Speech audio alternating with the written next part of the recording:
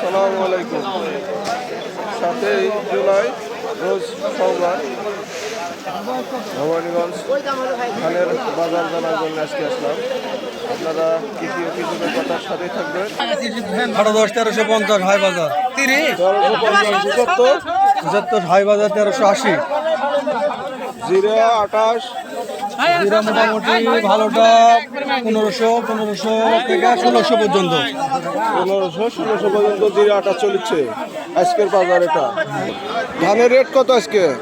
75, 75, 50, 60, 70, 75, 50, 60, 70, খাটো 10। ওই 10-20টা কম।